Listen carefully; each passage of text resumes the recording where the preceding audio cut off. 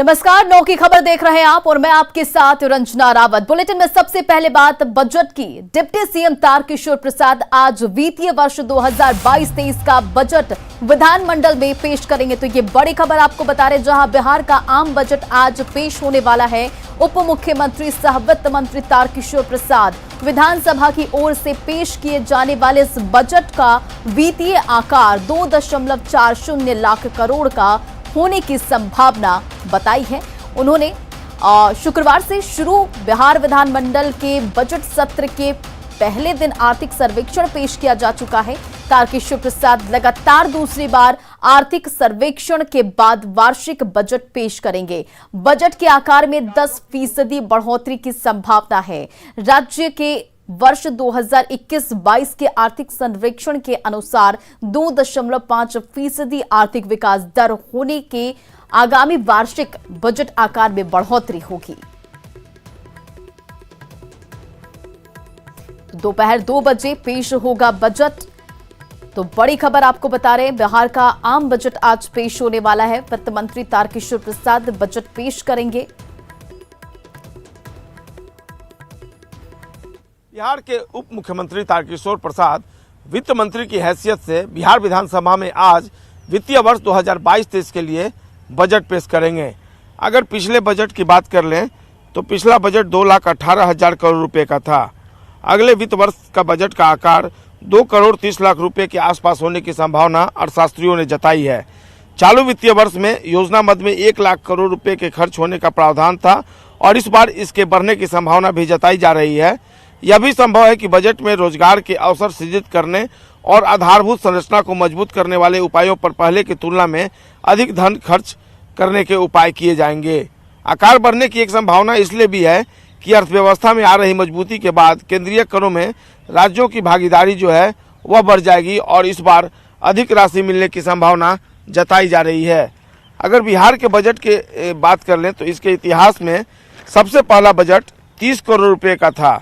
70 साल पहले 1952 में तब मुख्यमंत्री श्री कृष्ण सिंह वित्त मंत्री के रूप में अनुग्रह नारायण सिंह ने सदन में आय व्यय का हिसाब देते हुए कहा था कि राज्य में खाद्यान्न की कमी के चलते पिछले वर्ष 2 करोड़ रुपए का घाटा हुआ था और यह एक ऐतिहासिक बजट था जो 1952-53 के लिए बिहार विधानसभा में पेश किया गया था।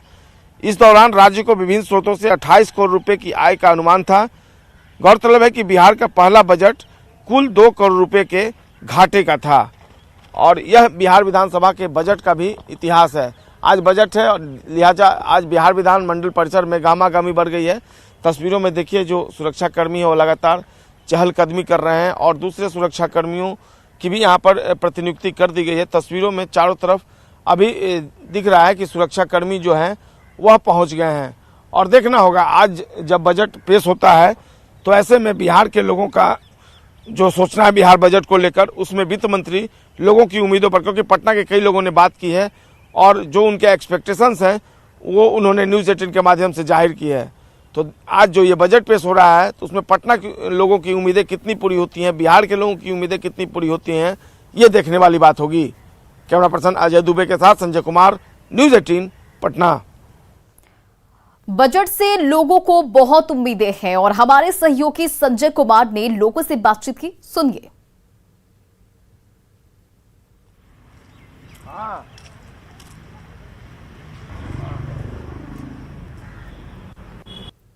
तो महंगाई बजट में तो भाई सरकार को ध्यान देना चाहिए आम पब्लिक पर।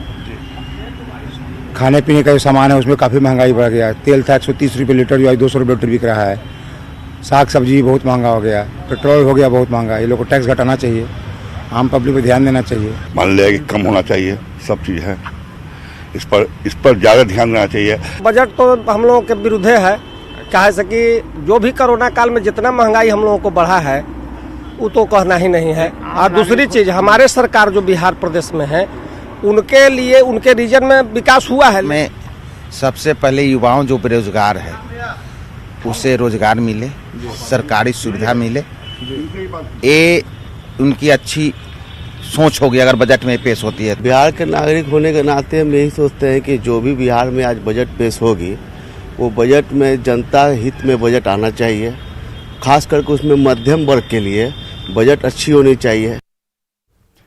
और बजट को लेकर पूरे प्रदेश के लोगों के साथ साथ प्रदेश के डिप्टी सीएम सह वित्त मंत्री तारकिशोर प्रसाद के गृह जिले के युवाओं को भी खास उम्मीद है। बजट को लेकर युवाओं से बातचीत की हमारे सहयोगी सुब्रत गुहा ने। देश के बजट के बाद आज प्रदेश के बजट आने वाला है। ऐसे में कटिहार के राजकुमारी बेहद महत्वपूर्ण है, क्योंकि ये जो है प्रदेश के डिप्टी सीएम सब वित्त मंत्री का गृह जिला है। यहाँ के कुछ युवा हमारे साथ है, आइए बात करते हैं इन लोगों को इस बार जो बजट है इससे क्या उम्मीद है। बजट से कि यहाँ पे जो बहुत सारे उद्योग हैं, जैसे पुराने जूट मिल्स हैं और वगैरह बहुत सारे उद्योग हैं, तो वो लोगों को हम चाहते हैं कि चालू कराया जाए और नौजवान सबको नौकरी मिले, और यही सब है। और क्या कटिहार जूट नगरी के रूप में पहचान? जी, ये पहले जूट नगरी के पहचान में था, लेकिन अभी बहुत दिनों से बंद है। तो मैं चाहता हूँ कि बिहार सरकार से कि इसको चालू कराया जाए और फिर पुनः रोजगार नौजवान सबको मिले। बजट में इस बार उम्मीद है कि ये हमारे माननीय उप मुख्यमंत्री वित्त मंत्री बिहार सरकार, उनके आने से काम बिहार में बहुत तेज़ी से मतलब आगे की ओर बढ़ रही है। लेकिन कुछ युवाओं को देखते हुए उनसे आग्रह है कि कुछ ऐसा बजट में उन पर ध्यान रखते हुए ताकि और यहाँ के युवाओं को रोज़गार मिले। तो यही कहेंगे जो युवा बाहर जाते हैं रोज़गार के लिए, वो अगर यहाँ हो तो अच्छा होगा। एडुकेशन का भी कोई वैसा डेवलपमेंट नहीं है, क्या चाहते हैं एडुकेशन के सेक्टर में क्या होना चाहिए? जब अपने डिप्टी सीएम यहाँ के हैं तो वो अगर चाहेंगे तो बहुत कुछ होगा। तो निश्चित तौर पर ये कटिहार के युवाओं की राजकुमारी है। उम्मीद बहुत है कि इस बार बजट के पिटारे में ऐसा कुछ खुलेगा जिससे आने वाले दिनों में युवाओं की भलाई का जो उनका सपना है वो पूरा होने की कुछ उम्मीद दिखेगा। सुब्रत, न्यूज़ 18 कटिहार। और बजट को लेकर किसानों का कहना है कि सरकार को मक्का और गन्ना आधारित उद्योग लगाना चाहिए ताकि किसानों को इसका लाभ मिल सके। खगड़िया में किसानों से बातचीत की हमारे सहयोगी दिग्विजय ने। बिहार विधानसभा में आज वित्त मंत्री तारकेश्वर प्रसाद बजट पेश करने वाले हैं। ऐसे में हम पहुंच गए खगड़िया के उस खेतों में जहां पर किसान काम करते हैं और उनसे हम ये पूछते हैं कि बिहार में जो आज बजट पेश हो रहे हैं उनमें किसानों को क्या उम्मीद है। अच्छा, आज बजट पेश हो रहा है, क्या उम्मीद है आपको वित्त मंत्री से? हम वित्त मंत्री जी से उम्मीद यह करना चाहते हैं कि हमारे यहाँ जो मक्का फैक्ट्री है, बाजार समिति है, बंद पड़ा हुआ है, उनको जो है विलम्ब जो है चालू करवावे, हम लोग को किसान को जो है फायदा कुछ मिले। हम लोग उपजाते हैं, जो है उपजाने के बाद बाढ़ में जो है रखे हुए सामान जो है खराब हो जाता है। किसान हम लोग जो है त्राहिमाम में रहते हैं। आप उद्योग फैक्ट्री चाहते हैं मतलब बिहार में जो लगे? हाँ, तो हम लोग चाहते हैं कि जो है फैक्ट्री जो है वो भी चालू हो और जो है गन्ना का भी जो है यहाँ पर एगो बढ़िया सा फैक्ट्री जो है लगे। हम वित्त मंत्री जी से यह अनुरोध करते हैं। क्या चाहते हैं वित्त मंत्री जी से? इस बजट में क्या उम्मीद है किसान? हम तो ये चाहते हैं कि पहले जो मंडी था बाजार समिति के अंदर में, वो मंडी फिर से कहीं हो। यही हम चाह रहे हैं कि अगर मंडी अगर खुल जाएगा खगड़िया में तो हमारा सब जितना भी किसान आदमी हैं वो सबको सुविधा मिलेगा, उचित दाम मिलेगा और उचित पैसा मिलने के बाद जो है सब किसान को कुछ राहत मिलेगा। अभी क्या परेशानी होती है? अभी परेशानी होता है कि जो गद्दीदार है उसके यहाँ हम डालते हैं अनाज, तो वो गद्दीदार अपने मर्जी पर उसका दाम लगाता है, तो हम लोग को उचित दाम नहीं मिल पाता। वित्त मंत्री से यही चाहते हैं कि हमको सुविधा मिले, परेशानी से दूर रहे। हमको परेशानी यही है कि हम खेत बुनते हैं तो हमको खेत में उपजा होता है तो कभी दहाड़ आ जाता है, कभी आग लग जाता है, कभी वर्षा हो जाता है, बारिश पड़ जाता है, पत्थर गिर जाता है तो चोर हो जाता है। अनुदान समय समय पर मिले हमको कुछ नहीं मिलता है, मिलता है जिमींदार को, जिमींदार ले लेता है, हमको तो कुछ नहीं मिलता। बुनते हैं खेत हम, तो जिमींदार क्यों लेगा? इस पर सख्त कानून मिलना तो हमको चाहिए। खेत बुन रहे हैं हम, इस पर कानून बनाना उस पर आपको कानून बनाना चाहिए। इस चीज को देखना चाहिए कि कैसे किसान जिएगा, कैसे किसान चलेगा, कैसे किसान रहेगा। फैक्ट्री से हमारे मांग है कि जो फैक्ट्री यहाँ चाहिए और हम लोग किसान जहाँ से इसके लिए बौख रहे हैं। हम जमींदार वाला आदमी हैं, हमारे पास ज़मीन भी है लेकिन उसका उपयोग अच्छा से नहीं हो रहा है। जो फसल करते हैं उसको खरीदार कोई नहीं मिलता, और जो फसल हम उपजाते हैं उसका खरीदार कोई नहीं मिलते हैं। इसलिए हमको परेशानी बहुत ज़बरदस्त होती है। इसी से हमारा अपील है कि फैक्ट्री किसान होना फैक्ट्री होना चाहिए। बेचना पड़ता है। तो जाहिर है जो खगड़िया के जो किसान हैं उनका साफ तौर पे ये कहना है कि ये लोग फसल तो उपजाते हैं, मक्का जैसे फसल हो गया, गन्ना जैसे फसल हो गया, लेकिन सही बाजार नहीं मिलने के कारण, बिहार में फैक्ट्री नहीं होने के कारण इन्हें परेशानी होती है। ऐसे में वित्त मंत्री से ये इन लोगों का अपील है, मांग है कि बिहार में भी फैक्ट्री लगे जिससे कि इनको फ़ायदा हो। दिग्विजय कुमार, न्यूज़ 18 खगड़िया। और बजट में महिलाओं को भी काफी उम्मीदें हैं। महिलाओं से बात की हमारे सहयोगी केसी कुंदन ने। बिहार का बजट पेश हो रहा है और महिलाएं घर चलाती हैं, घर का बजट संभालती हैं। जमुई शहर के एक घर में हूं मैं और देख सकते हैं कि जो किचन संभाली हुई हैं, आमतौर पर देखा जाता है कि पूरे परिवार का बजट चलाने में महिलाओं का रोल ज़्यादा होता है। ऐसी स्थिति में जो महिला है उनको बजट को लेकर क्या एक्सपेक्टेशन है, क्या होना चाहिए, उसको लेकर बात करते हैं। अभी देख सकते हैं यहाँ पर चाय बन रही है, सुबह का समय है।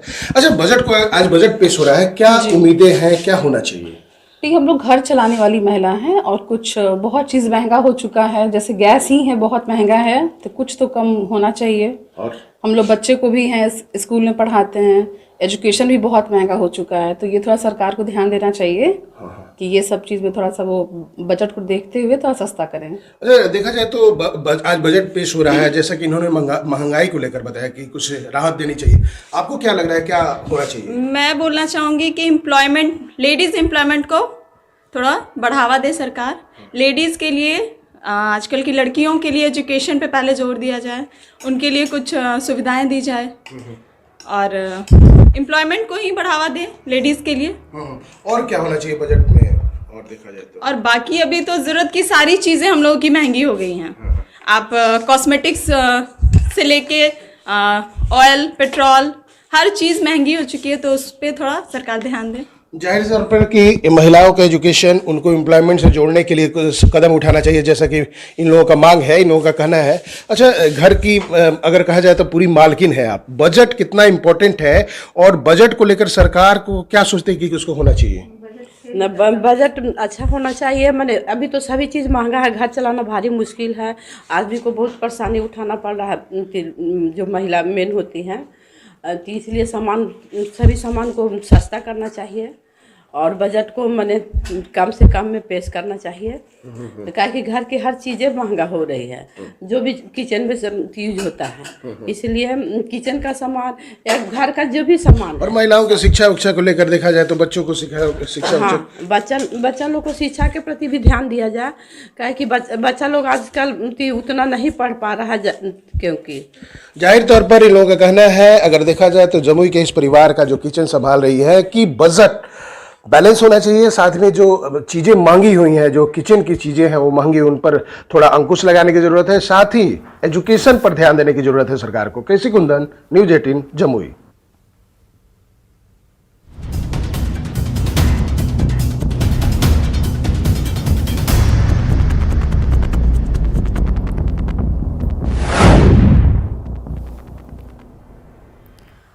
और यूक्रेन संकट पर आपको बड़ी खबर बता दें, यूक्रेन में फंसे लोगों को निकालने की सबसे बड़ी पहल की गई है। तो यह बड़ी खबर आपको बता रहे, पोलैंड बॉर्डर पर यूक्रेन में शहनी पर 10 बसों का इंतजाम किया गया है। तो यह बड़ी खबर यूक्रेन संकट पर, जहां यूक्रेन में फंसे लोगों को निकालने की सबसे बड़ी पहल की गई है। पोलैंड बॉर्डर पर यूक्रेन में शहनी पर 10 बसों के इंतजाम किए गए हैं। फंसे सभी लोगों को पोलैंड ले जाने की व्यवस्था की गई है। तो ये बड़ी खबर आपको यूक्रेन संकट पर बता रहे हैं। पोलैंड के दूतावास में रखे जाएंगे भारतीय, और भारत सरकार की ओर से किए गए हैं सभी इंतजाम। लोगों से परेशान ना होने, हंगामा नहीं करने की अपील की गई है और सभी लोगों को निकाले जाने तक बसों की व्यवस्था वहां पर रहेगी और सभी लोगों के लिए खाने और रहने का इंतजाम भी होगा। तो यूक्रेन संकट पर यह बड़ी खबर आपको बता रहे हैं, जहां पोलैंड बॉर्डर पर यूक्रेन के शहनी पर 10 बसों का इंतजाम किया गया है और सभी फंसे लोगों को पोलैंड से ले जाने की व्यवस्था की गई है। पोलैंड के दूतावास में रखे भारतीय वहां पर जाएंगे और भारत सरकार की ओर से सभी इंतजाम किए गए हैं। और यूक्रेन संकट पर एक और बड़ी खबर आपको बताते चले। यूक्रेन संकट पर प्रधानमंत्री नरेंद्र मोदी की बैठक हुई है। ये बड़ी खबर आपको बता रहे हैं, जहां यूक्रेन संकट पर प्रधानमंत्री नरेंद्र मोदी ने बैठक की। भारतीयों को लाने पर चर्चा की गई है और भारतीयों की वापसी को लेकर इस बैठक में चर्चा की गई है और यूक्रेन से अब तक 1000 भारतीय लाए गए हैं। तो यूक्रेन संकट पर एक और बड़ी खबर आपको बता रहे, जहां प्रधानमंत्री नरेंद्र मोदी ने बैठक की और भारतीयों को लाने पर चर्चा हुई है और अब तक 1000 भारतीय यूक्रेन से इवैक्यूएट किए गए हैं। खबरों में बढ़ते आगे और अगली खबर मधेपुरा से, जहां मधेपुरा के गोरपार गांव के सतीश कुमार शाहिद यूक्रेन से वापस अपने घर लौट आए हैं और सतीश के पहुंचने पर घर के सदस्यों ने जमकर खुशियां मनाई है। सतीश 2018 में यूक्रेन मेडिकल की पढ़ाई करने गए थे और सतीश ने सरकार से वहां फंसे छात्रों को वापस लाने की अपील की है। देखिए संवाददाता तुरबसु की ये रिपोर्ट। हम खड़े हैं उदाकिशुनगंज के गोरपार गांव में और यहाँ पर आज उत्सवी माहौल है। साहिल जो है वो यूक्रेन से मधेपुरा अपने घर लौट आया है और उसके परिवार वाले जो 4 दिनों से साहिल की सुरक्षा को लेकर, साहिल की स्थिति को लेकर चिंतित थे, आज खुशी का जश्न मना रहे हैं। वहाँ से जो स्थिति भयावह थी, उन स्थिति को देखते हुए उनका तो पुनर्जन्म ही हुआ नहीं, आज तक जो पहुंचे, इसी खुशी में हमारे साथ सारे मतलब घर वाले मिल के हम उनके बर्थडे केक कटा गया। जो हम लोग भाग्यशाली रहे जो आ गए, जो वहाँ हैं उनके साथ अभी बहुत बुरा हो रहा है। मतलब वो खा भी नहीं पा रहे हैं, ना कहीं जा पा रहे हैं, ना पढ़ाई कर पा रहे हैं, एक बंकर में बंद पड़े हुए हैं। उनके साथ खाने की प्रॉब्लम हो रही है, ना वहाँ लाइट है, ना गैस है, ना पानी है, जो बॉर्डर के बहुत अंदर है।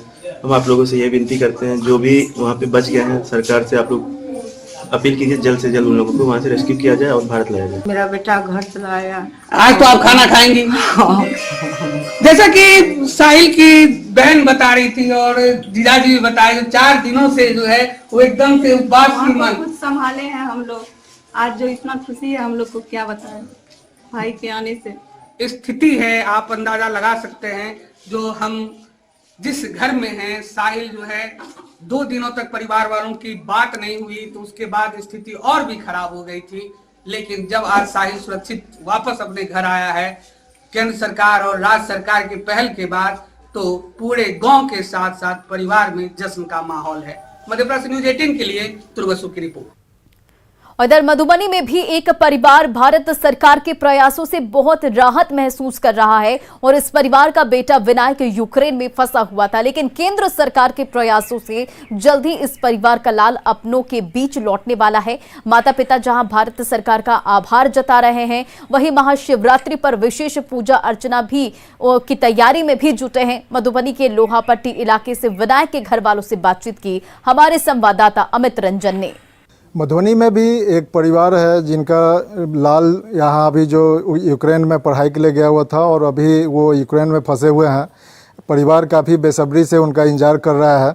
ऐसे राहत की बात यह है कि अभी जो केंद्र सरकार के द्वारा और बिहार सरकार के द्वारा जो प्रयास शुरू किया गया है, उससे परिवार को काफ़ी राहत मिली है और बताया जा रहा है कि जो इनका जो बच्चा है जो वहाँ मेडिकल की पढ़ाई के लिए यूक्रेन में थे, वो अभी रोमानिया में अब आ चुके हैं। रोमानिया में वो वहाँ वीज़ा वगैरह की प्रक्रिया भी चल रही है और उम्मीद है कि जल्द ही वहाँ से जो छात्र भी आएंगे, उसमें जो मधुबनी में बच्चे का नाम विनायक है और विनायक भी जो भी छात्र आएंगे उनके साथ वो भी यहाँ पहुँचेंगे और फिर अपने घर पहुँचेंगे। अभी जो परिवार उनका है, जो मेरे साथ उनके विनायक के जो यहाँ मम्मी पापा हैं, काफ़ी बेसब्री से अपने बेटे का यहाँ इंतजार कर रहे हैं और पल पल की जानकारी ले रहे हैं। जैसे क्या नाम हुआ आपका? मेरा नाम प्रशांत कुमार है। प्रशांत जी, जैसे आपका लड़का भी जो विनायक वहाँ जो मेडिकल की पढ़ाई के लिए गया हुआ है और वहाँ अभी क्या मतलब पोजीशन है आपकी, जो पल पल बात हो रही है? अभी का पोजीशन तो थोड़ा राहत का है, क्योंकि वो जब यूक्रेन से निकल करके और भारत सरकार का जो सराहनीय कदम हुआ, उस पर जो यूक्रेन से निकालने की बात हुई और उस पर वो लड़का यूक्रेन से निकल करके रोमानिया की ओर प्रस्थान किया, तो थोड़ा राहत मिला। बहुत खुशी लग रहा है कि अब आ जाएगा और वहाँ पे सुरक्षित पहुँच गया है, तो अब तो उम्मीद है कि आ ही जाएगा अच्छा से। अब 3-4 दिन जो भी लगेगा, तो हम लोग उसके इंतजार में है कि कब आए। जो सरकार के द्वारा जो इधर प्रयास किया गया, क्या कहेंगे? सरकार के द्वारा जो प्रयास हुआ है वो सराहनीय प्रयास हुआ है और हम सभी बच्चों को यही कहेंगे, एक यही मैसेज है कि आज भारत सरकार के प्रयास से ये जीवन जो नया मिला है, क्योंकि बहुत दुखद स्थिति वहाँ का है, जो जीवन नया मिला है वो वहाँ से अच्छे से पढ़ कर आकर के भारत का निस्वार्थ सेवा करें, यही उसके लिए एक अवसर है भारत की सेवा का। तो ये जैसे पूरा परिवार काफ़ी खुश है और लोग यहाँ जो भगवान से भी जो मन्नत भी मांग रहे हैं, और इस बार शिवरात्रि भी परिवार कुछ खास पूजा अर्चना भी करेगा, और लोग यहाँ काफ़ी इंतजार में है कि विनायक कब यहाँ मधुबनी पहुँचता है। अमित रंजन, न्यूज़ 18 मधुबनी।